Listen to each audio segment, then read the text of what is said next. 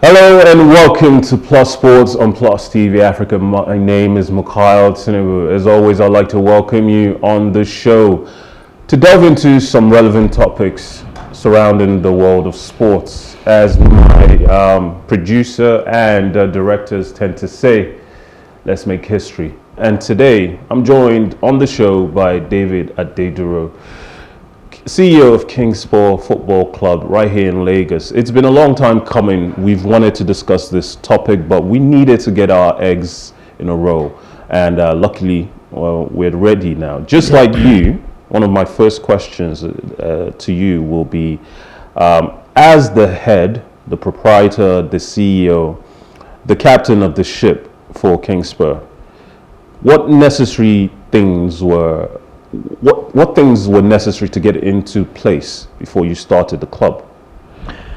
Well, firstly, like any other business, capital. Then, aside capital, the knowledge of the business. You have to know what you're going into. Not just going into something just because you like it, but you have to have knowledge. Then, getting the boys, the necessary things for operations. For example, field, balls, bibs, jerseys, getting a coach, a whole team, and that was it. But it was not so difficult starting, aside the capital, because I played ball for like 10 years and I knew grassroots footballers.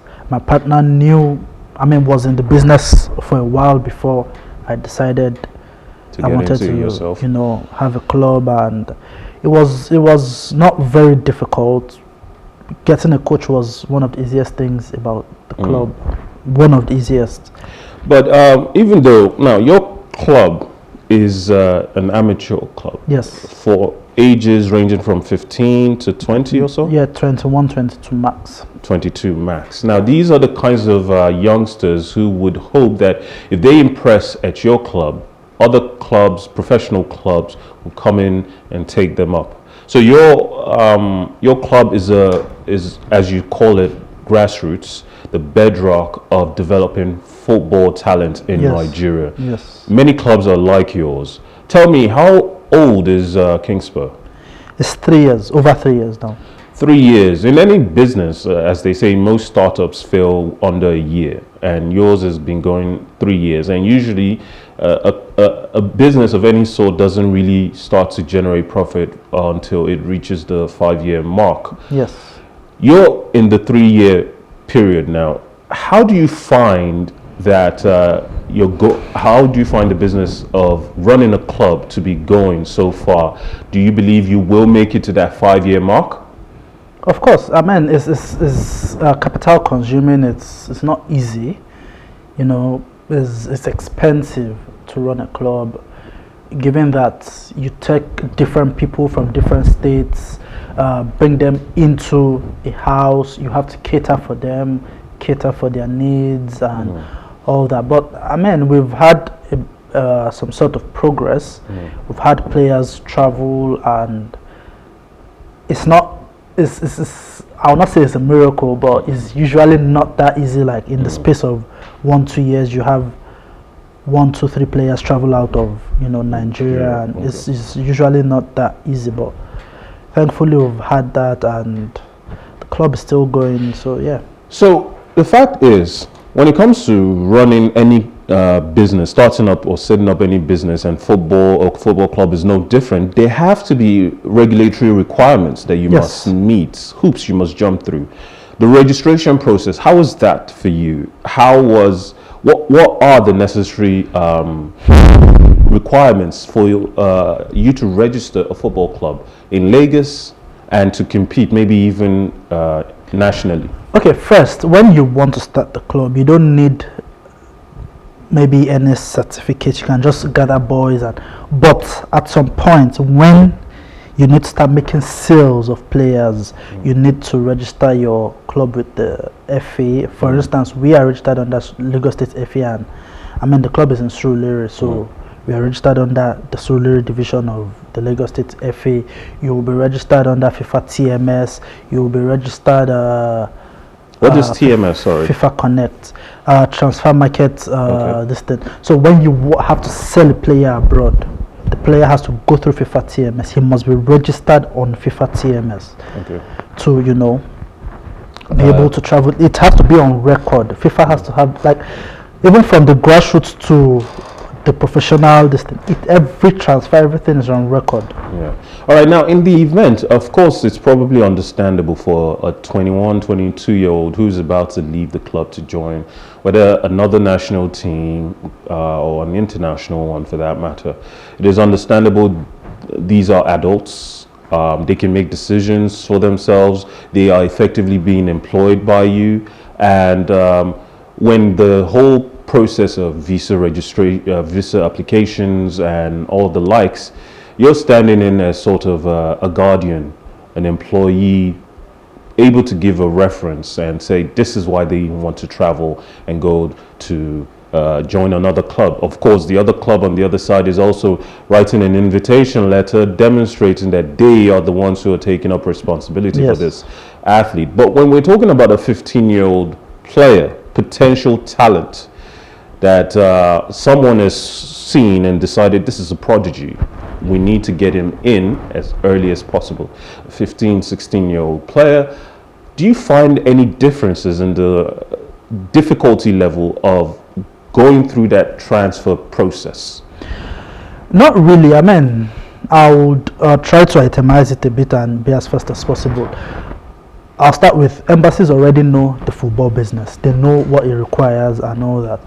And we as the football club, we know the necessary documents to give to embassies, that, oh, this is an underage player, has his parental consent and all of that. Even the club sending for you would have, write the necessary documents to the embassies that, oh, yes, it's an underage player, but it's coming from so and so. So it's really not that difficult. For instance, I was in Kaduna last year just to go and sign a parental consent for one of my boys who was going to Japan. And it was not anything serious or difficult like that. And he went, and it was a very obviously sports process. And football in particular being the most popular sport in Nigeria, it's an avenue for escape from poverty, from mediocrity, or just even fun and ambition to do a job that you love. It is a privilege to play sport and make a lot of money from it. When you started, what do you think what did you see as the motivating factors from the kids who were signing up to join your club? As everybody does business and whatever, the primary goal of the word business is profit, to make money. You want to play ball, you don't want to do drugs, you don't want to do fraud, you don't want to do anything illegal or shady. I have the talent to play ball, let me play this ball just to get out of poverty. Not necessarily because I want to play to the highest level. In my time, when we were playing ball, I'll speak for me and a few others of other players of my time. When we were playing ball, it was just beyond the money. We wanted to play to the highest level. We wanted to be known as the best of the best. We gave it our all, tried our best and all of that. So it was just, yes, we knew we were going to make money from it, but we didn't care how much, just as long as we were making money. But we just wanted to play to the highest level, let's be known, basically. But the world is changing, the world is revolving. So the primary goal is not because I want to play in Manchester United or Arsenal. I just want to make money from it. If I play Manchester United or Arsenal, so be it. But the first thing is, I want to come back to that psychological element that motivates youngsters to become footballers in Nigeria, because you obviously see and hear stories about other footballers, players coming from places like Argentina, Brazil. Yes, escaping poverty is an element to why they do what they do, but there's also an ambition. Oh, I've always loved Arsenal. When I was a youngster, I always supported Manchester United. In my hometown or my neighborhood, we were all Chelsea, Barcelona, Real Madrid fans. So I've always wanted to be that. But I will come back to that aspect later. Let's talk about staffing. You said it wasn't that hard to gather staff. It was not very difficult because as a grassroots football club, it is not a professional club that you need so many staff. But surely you needed quality staff. Yes, we, had coach, assistant coach, a scout, a team manager, a driver. Okay, a driver. True. Transportation to transport the boys. Then you need a medical team. It can just be one person. It doesn't have to be a whole team. Anything serious, you refer to a proper hospital. Hospital. So and I mean, as I said, when you're in the business, you would know how to go about it. And this is something I was in, but I didn't just own a club per se. I knew it. I used to.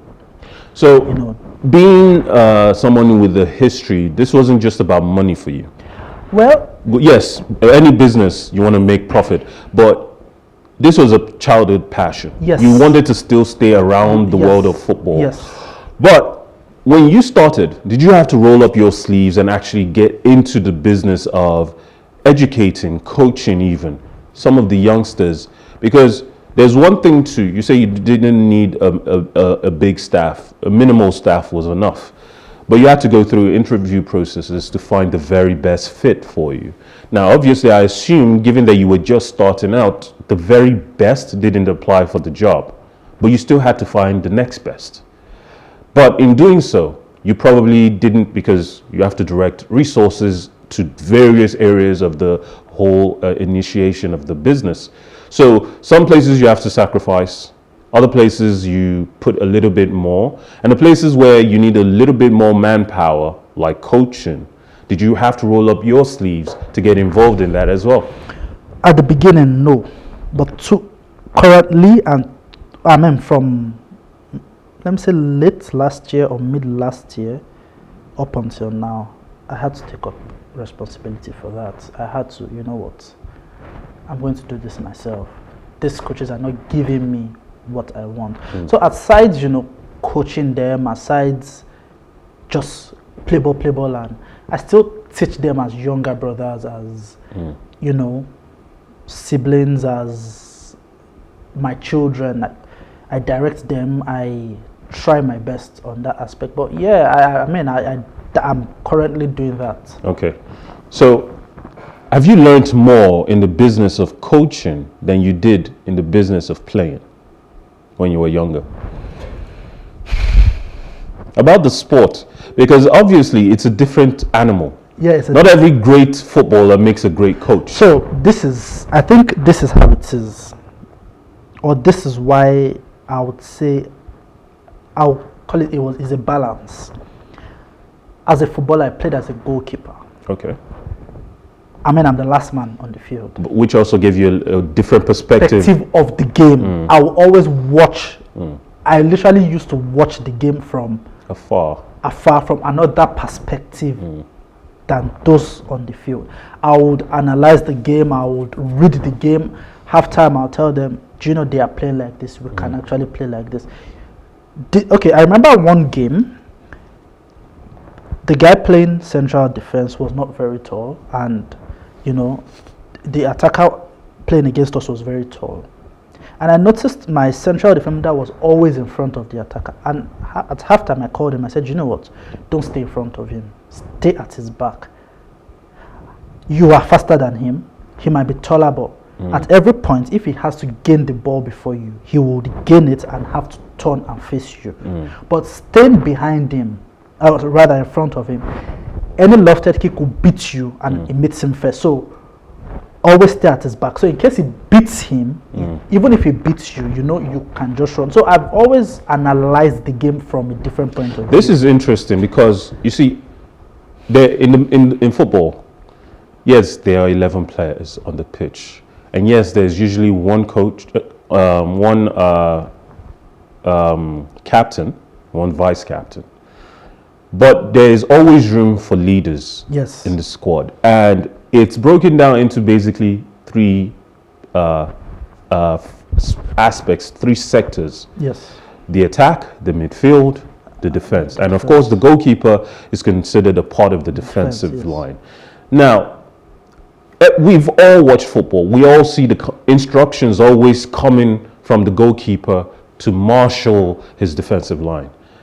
In the midfield, whether it's the defensive midfielder or the playmaker, there's always somebody trying to pull other players into position to cover, to outplay, to outrun.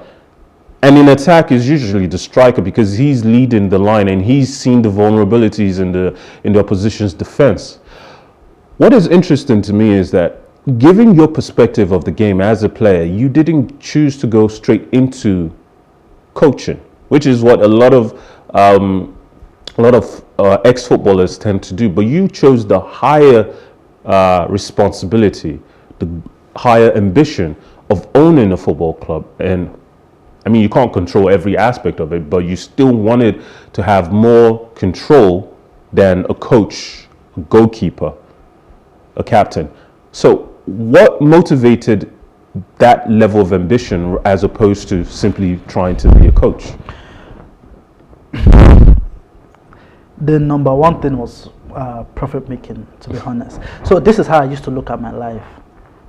I felt like I never made it as a professional footballer. Okay. People will become professionals through me. That was the motivation, aside, of course, the business aspect. I just wanted, okay, I know I didn't get there, but I would make sure people get there. I can't do that as a coach. Okay.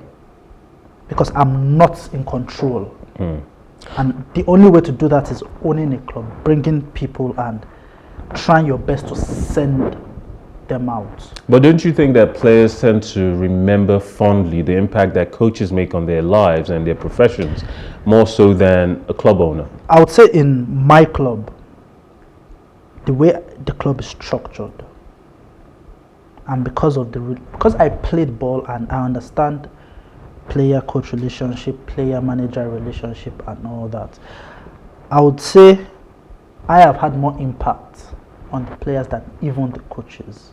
Okay. Because even aside, the coach taught me this, I still try my best. That was before I took over the team as the coach. Like, hey, I noticed you lack this in your game. Change it. And I help as much as I can. Okay. Just to keep them going. Going Sometimes in the you right don't just scold. Sometimes you use the other way.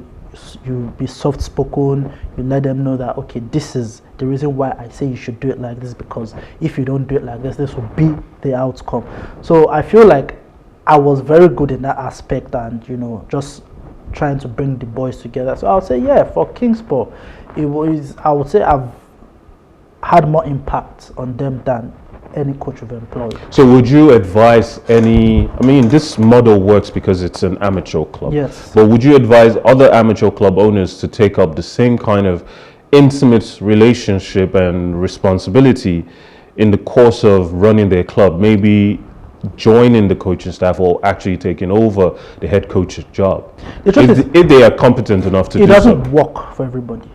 I noticed something generally about football lovers and football watchers. It's easy to tell somebody, oh, you're not playing well, you're not doing it like this. But it's harder. But it's actually harder on that field. Not everybody even can read or analyze a game. Especially in the heat of the moment. Yes. And considering this modern day football, it's so fast, technical, it's even beyond your talent now. You need to have certain attributes first. Yes, the talent has to be there, but right now it's not the most talented anymore. You need to have something. You can be the most talented without having these attributes, and no. I've always said that the most important aspect, the most important thing attribute a player can have is good decision making. Yes. And I know Americans, they are probably the only people with the least understanding of football, the least appreciation for football. So, and what they don't get is that for a good team to do well in any given match, every decision has to go their way. In terms of every member of the 11 have to make the right decision. Yes. Where to pass the ball, when to make the run, who to pass the ball to, and when to shoot, how to shoot. All of these decisions, some don't always go your way, and that's where elements of luck replaces a failed decision, because 10 players might pass the ball perfectly, and the 11th one, his first touch might leave him stranded on the pitch. So at the end of the day, sometimes maybe you have to hope that the defender running to catch up to you as the striker is half a second later than he would have been if you had gotten your first touch right. But when I think about this, yes, as a business now, you're only 3 years in. 2 more years to go to reach that benchmark of a 5-year period where you can start to assess whether the club, the business is making good money. So maybe this question is too soon to ask, but is there any intention of going pro someday? At the moment, no. In 2 years, no. There's a different dynamics in Nigerian football and the football abroad. And no, we do not want to go pro. Going pro, you spend more. You you obviously spend more in the sense that you have to start paying players a competitive wage at a higher rate. Get more staff. The infrastructure as well must improve. Then secondly, and I assume the registration process. Yes, you need much more older players. Which takes a different psychology to manage. And aside that, and also selling such players outside Nigeria is a bit difficult. I see. When you meet a white man or a scout, a foreign scout from, let me use Arsenal. I always use Arsenal. Arsenal is easy to pronounce. I'm not an Arsenal fan though. From Arsenal, he's not looking for your 25-year-old player. He cannot teach him anything anymore. True. He's looking for the 16, 17, 18, 19-year-old player who he can still tune his game. They will tell you, I like him, he has something. He's not there yet, but if we take him, we can fine-tune his game and he'll be better than this. Do you understand? Yeah. That is what they look for. So for the business, grassroots is good. Except we've made maybe billions or trillions of naira, then yeah, I can go pro. I mean, Sporting Lagos is pro, but I can tell you for a fact, they've not even started to really make profits from it? Not anything. Because the kind of players they have, I mean, there's a pro club selling from Nigeria, I mean, from the Premier League is harder than the grassroots, because these are now professionals, except you're extremely fantastic. They sell players, yes. The Canopilas, the Aimbas, and all, they sell players outside Nigeria, but you have to be extremely good. Whereas in the grassroots system, it is not always the best of the best that goes. They just look at 1, 2, 3 attributes and they tell you we can fine-tune this boys game and it will get better.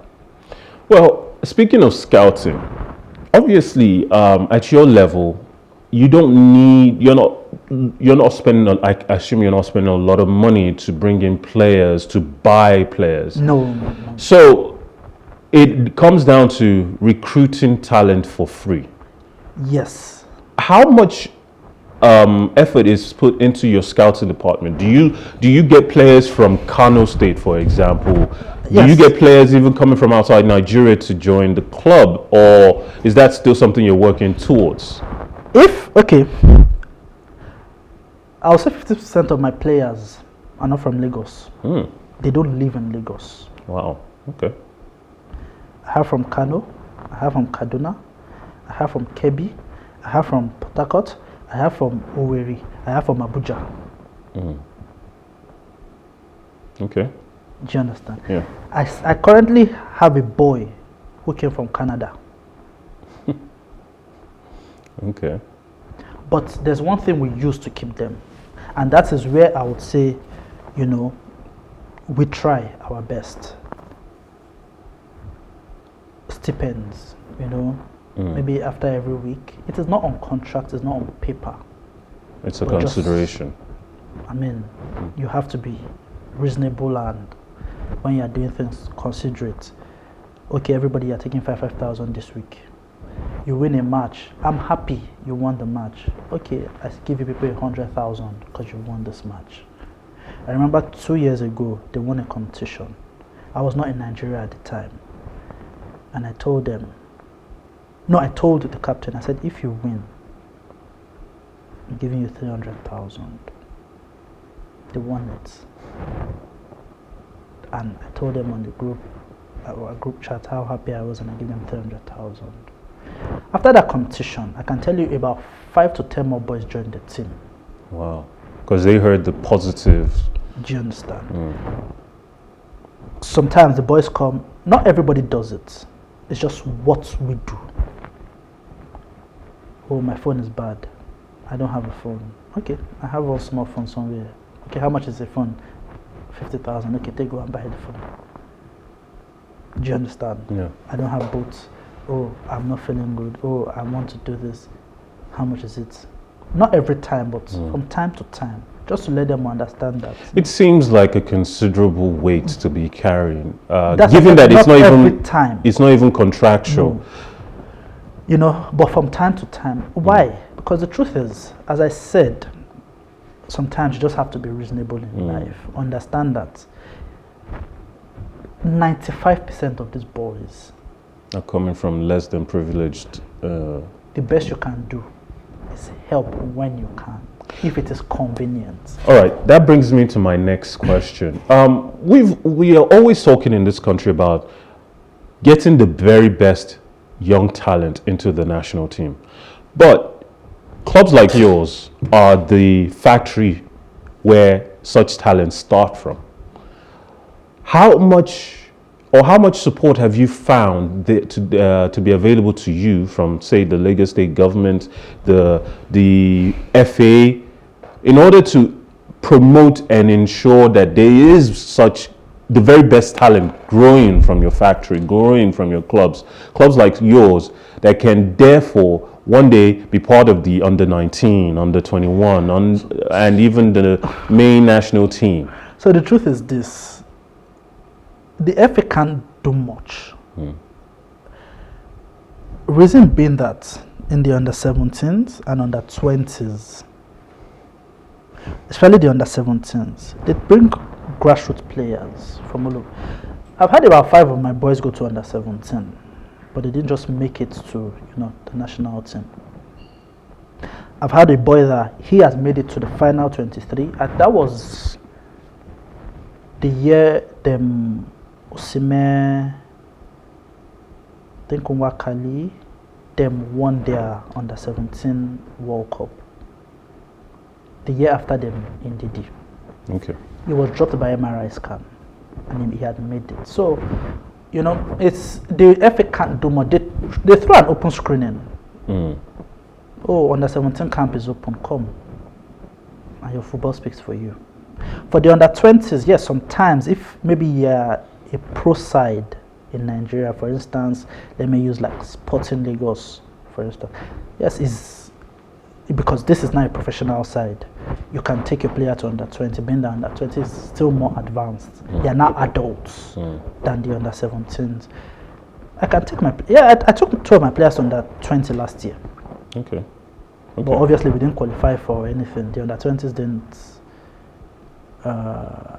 Okay, in such a situation now, okay, They throw open invitations. All clubs are invited. You pick your very best players that you think are at that age range and are qualified to step up, should the responsibility fall on their shoulders if they are picked. But I said I would come back to this psychological question of the kind of motivation that brings these players to give their best. Yes, money is a driving force in this day and age because poverty is rife, and not just in Nigeria, but all over the world. Yes. Most athletes have a less than privileged background and yes. story to tell. So when these players aren't motivated by the idea of, oh, I want to make a lot of money, because yes, I will make a lot of money, but my number one goal is to play for Manchester United, to play for Barcelona, to make it all the way to Spain and play for Madrid and become an El Galactico. Are such ambitions limited in Nigeria because perhaps the world doesn't view our talents to be on that level? Or is it just individual psychology of these players that they don't believe it is the number one goal for them? No, that is not it. I'll tell you for a fact. And I say something. There was one day I was watching, that's like 2 years ago. I was watching Manchester United. And I looked, I just called my friend. I said, do you realize if this team comes to Kingsport and picks so and so players, they will do better than these people? I said, because what this person is playing is not better than what my attacking midfielder is playing. So, you know, it's not like they know they have the talent. They know they are quality footballers. But opportunities are not equal. Of course.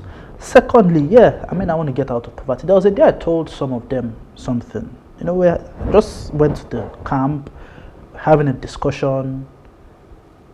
You know, I like to just discuss with them. When you discuss, you hear their views on things and the game and all of that. So I told one of them, I said, do you realize, yes, you'll make money, but what will actually make you a successful footballer when you get to the apex, the zenith? That success, yes, sometimes they say success is, you know, judged by money, but it's not only judged by money, but being the best at what you do. Because I had to tell, and you know, leaving the camp that day, I saw, I saw their reaction like, okay, surely it's not only the money, but let me, yes, I'll make the money, but I'm now known. I'm now, you know, a motivation to younger people. Okay, there is something that I want to touch on, still on the psychology of these players, but I think it's all in line with my next question, which is, if these players by nature aren't aspiring to be in the very best clubs, they want to make money, they want to take care of their families, and if they get there, if they happen to play for Manchester United or Arsenal or Barcelona, all the better, right? It's an added bonus. However, what about the national scene? When you call up a player and say, you know what, I see the requisite talent in you, you're of the right age, we've been invited by the FA for the under-20, I'm picking you and you and you. What do you see from these players? Is there any indication that they are aspiring for this kind of responsibility? At least I'll speak for my players, yes.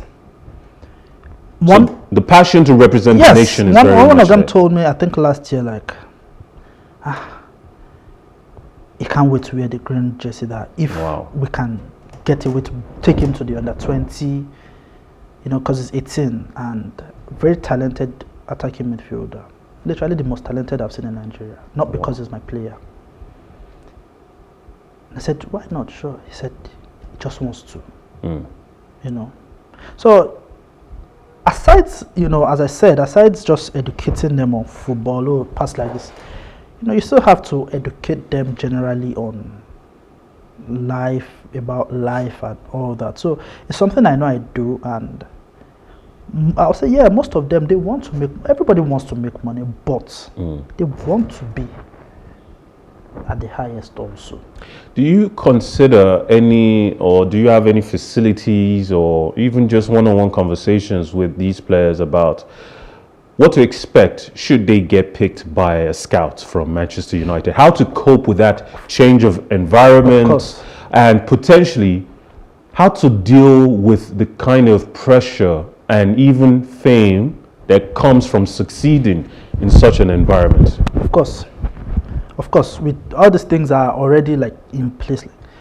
Yes, you'll be successful, you'll make money. Don't forget who you are, where you came from. Don't forget that you have players that you left in Nigeria.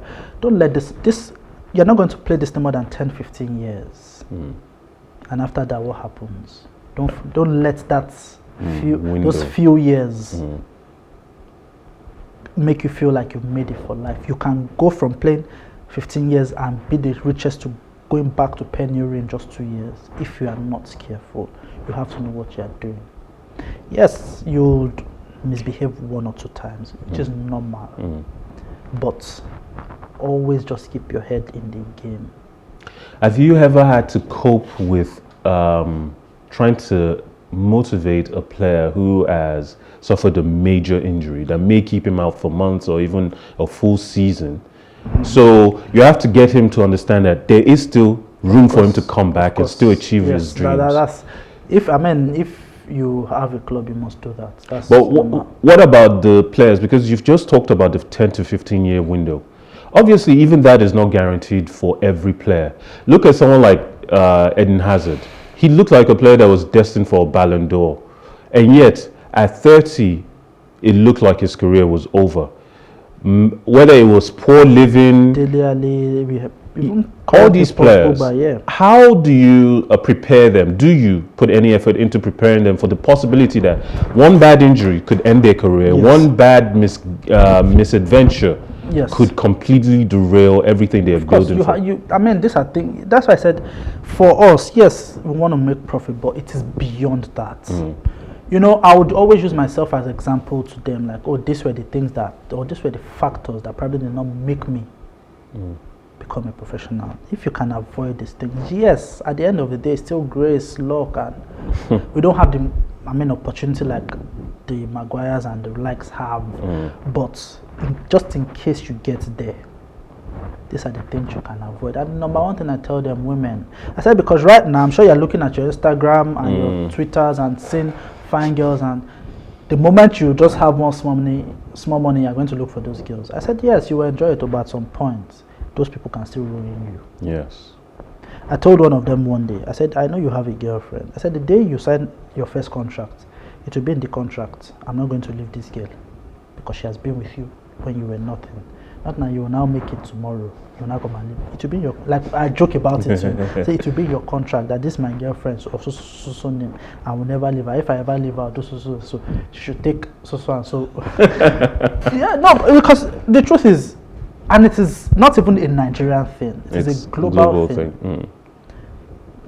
You come from nothing, you start to make money, you want to be with the biggest girls, you want to drive the best cars, live in the biggest mansions. And we have stories of players like Eboué, who once upon a time was a major talent for Arsenal. And yes, he got married, he had a child, he looked like someone who was starting to live the dream. Plenty of money in the bank, but a lack of education exposed him to be taken advantage of. And obviously, the world is better prepared now. Players have managers, lawyers, agents. Every one of those people could take advantage of them. But on top of that, there are layers of protection, especially now with families taking more active roles in the management of their children's careers. Do you ever have to deal with overzealous parents who follow the child to the training, are telling you exactly what the player needs to work on, what scouts he is planning to invite, how many minutes he needs in the next game because there are scouts coming to watch him? Yeah, you face all these things. I still have a mother who called me today and said, please, can I see her son? The first time she called me, I said, oh, I want my son to, I just want you to be his father, his uncle, is this, okay, no problem. And I asked her one question. Can he play ball? The most important question. All that is secondary. Well, can he play ball? Can he play ball? She said, oh yes, he's very good. You will see mothers like that. Oh, my son is the best. He was the best in his school. By the time they come on the field, you say, God. I mean, like the boy I told you, from Canada. He's a young boy, 15 years old.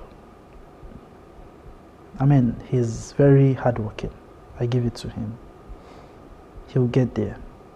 But his mom didn't let me rest. Why? Because he didn't let her rest. He wanted, but he joined, and I was impressed with him, his dedication, his focus. He left his house somewhere around Oniru just to go and stay in the camp. And yes, played a couple of matches, and so yeah, you have everything. Because I mean, these parents too want to get out of the poverty that the family is in as well. Yes. Do you find that these players, the environment in Nigeria, obviously we talk about how harsh it is. Obviously, everywhere you go in the world, competition is stiff. Even the very best don't always make it through. They don't always scale through. For whatever reason, politics, lack of opportunity, maybe they needed a bit of money to join an expedition, a camp that is going to play abroad, whatever, and they just don't have it at the time to make it, and that opportunity slips away from you. But do you find that the very harsh nature in Nigeria of a lack of adequate facilities, lack of adequate coaching, do you find that the players who then manage to still thrive in this environment, do you feel that they end up being better than players who have everything available to them in Europe? Because I mean, in education, a lot of people have talked about how children that come from here go abroad, they become immigrants in those countries, but then they become leaders of their classes. For football, it's different. The truth is, the white footballers are better.